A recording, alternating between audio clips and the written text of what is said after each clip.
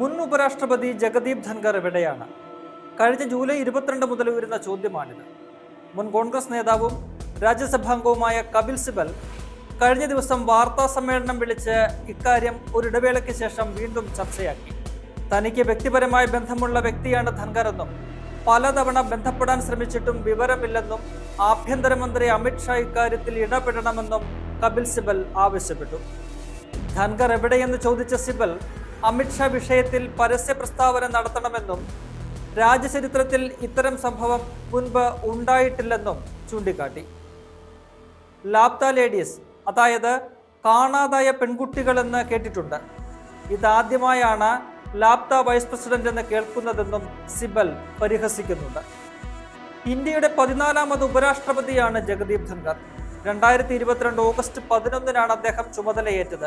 2027 August വരെ കാലാവധി ഉണ്ടെന്നിരിക്കെ ഏവരെയും ഞെട്ടിച്ച് ജൂലൈ 21 വൈകിട്ടാണ് അദ്ദേഹം ഉപരാഷ്ട്രപതി സ്ഥാനം രാജിവെച്ചത്. രാജിയുടെ കാരണം ഇനിയും ആർക്കും അറിയില്ല. കഥകൾ പലതു പറഞ്ഞു കേൾക്കുന്നുണ്ട്. അനാരോഗ്യം കാരണം പദവി ഒഴിഞ്ഞെന്നാണ് BJP-ക്കാർ പാടി നടക്കുന്നത്.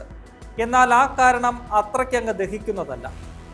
എന്തെന്നാൽ ജൂലൈ 21 പാർലമെന്റിന്റെ വർഷകാല സമ്മേളനം ആരംഭിച്ചത്. അന്ന് സഭാ നടപടികൾ നിയന്ത്രിച്ച ശേഷം വൈകിട്ടാണ് ധൻഖറിന്റെ രാജി ഉണ്ടായത്. അന്ന് അദ്ദേഹത്തിന് യാതൊരു ശാരീരിക പ്രശ്നങ്ങളും ഉണ്ടായിട്ടില്ല. നേരത്തെ ഗുരുതരമായ ആരോഗ്യ പ്രശ്നങ്ങൾ ഉണ്ടെങ്കിൽ പിന്നെ എന്തുകൊണ്ട് സമ്മേളനം തുടങ്ങുന്നതിന് മുൻപ് രാജിവെച്ചില്ല? അത്തരമൊരു സൂചന പോലും ഉണ്ടായില്ല എന്നീ ചോദ്യങ്ങൾ ഉയരുന്നുണ്ട്. പ്രധാനമന്ത്രി 2 വരിയിൽ ആശംസ അറിയിച്ച് പ്രതികരണം ഒതുക്കി. മറ്റു മന്ത്രിമാരോ പ്രധാനപ്പെട്ട നേതാക്കളോ കാര്യമായ ഒരു പ്രതികരണവും വിഷയത്തിൽ ഇതുവരെയും നടത്തിയിട്ടില്ല. അതിനാൽ തന്നെ ആരോഗ്യ പ്രശ്നങ്ങളല്ല, മറിച്ച് BJP-ക്ക് ധൻഖർ അനഭിമതനായി എന്നതാണ് കാരണമെന്ന് വ്യക്തം. പാർലമെന്റിന്റെ വർഷകാല സമ്മേളനം തുടങ്ങിയ ദിവസം, അതായത് ജൂലൈ 21 ബിസിനസ് അഡ്വൈസറി കമ്മിറ്റി യോഗം രാവിലെ ചേർന്നിരുന്നു. അതിൽ മന്ത്രിയും രാജ്യസഭാ നേതാവുമായ JP നദ്ദ ഉൾപ്പെടെ പങ്കെടുത്തു. എന്നാൽ ഉച്ചയ്ക്ക് ശേഷം ചേർന്ന യോഗത്തിൽ BJP അംഗങ്ങൾ ആരും പങ്കെടുത്തില്ല. പങ്കെടുക്കില്ലെന്ന വിവരം അംഗങ്ങൾ ഉപരാഷ്ട്രപതിയെ അറിയിച്ചതുമില്ല. കൂടാതെ വസതിയിൽ നിന്ന് നോട്ടുകെട്ടുകൾ കണ്ടെടുത്ത സംഭവത്തിൽ ദില്ലി ഹൈക്കോടതി ജഡ്ജിയായിരുന്ന ജസ്റ്റിസ് യശ്വന്ത് വർമ്മയ്ക്കെതിരെ പ്രതിപക്ഷം ഇംപീച്ച്മെന്റ് നോട്ടീസ് സഭയിൽ നൽകി. അത് ഉപരാഷ്ട്രപതി സ്വീകരിച്ചു. ഇത് BJP-യെ ചൊടിപ്പിച്ചെന്നാണ് വിവരം. ലോക്സഭയിൽ ഭരണപക്ഷത്തിന്റെ ഇംപീച്ച്മെന്റ് നോട്ടീസ് സ്പീക്കർ സ്വീകരിച്ചപ്പോൾ രാജ്യസഭയിൽ പ്രതിപക്ഷത്തിന്റെ നോട്ടീസ് സഭാധ്യക്ഷൻ സ്വീകരിച്ചു. അത്രയേ സംഭവിച്ചുള്ളൂ. എന്നാൽ പ്രതിപക്ഷത്തിന്റെ നോട്ടീസ് സ്വീകരിച്ചത് BJP-ക്ക് അത്ര രസിച്ചില്ല. അതിൽ ധൻഖറിനോട് ഭരണപക്ഷത്തിന് അതൃപ്തി ഉണ്ടായിരുന്നു എന്നതാണ് യാഥാർത്ഥ്യം. ഇതുകൂടാതെ മറ്റൊരു കഥയും പറഞ്ഞു കേട്ടു. അടുത്ത രാഷ്ട്രപതിയാകാൻ ധൻഖർ കൊതിച്ചിരുന്നു. ഇക്കാര്യം BJP നേതൃത്വത്തെ അറിയിക്കുകയും ചെയ്തു. എന്നാൽ അനുകൂല പ്രതികരണമല്ല ധൻഖറിന് ലഭിച്ചത്. ഇതിൽ അദ്ദേഹം അസ്വസ്ഥനായിരുന്നു എന്നും അതിനെ തുടർന്നാണ് രാജിയെന്നും പലരും പറയുന്നുണ്ട്. 2019 മുതൽ 2022 വരെ പശ്ചിമ ബംഗാൾ ഗവർണർ, ഒരു തവണ ലോക്സഭാംഗം, കേന്ദ്രമന്ത്രി എന്നീ നിലകളിലും ധൻഖർ പ്രവർത്തിച്ചിട്ടുണ്ട്. സുപ്രീം കോടതിയിലെ മുതിർന്ന അഭിഭാഷകനായിരുന്നു. ഹരിയാനയിലെ ചൗധരി ദേവിലാലിന്റെ അനുയായിയായിട്ടായിരുന്നു രാഷ്ട്രീയം തുടങ്ങിയത്. 1989 ജുൻജുനുവിൽ നിന്ന് ലോക്സഭാംഗമായി, 91 കേന്ദ്രമന്ത്രിയുമായി.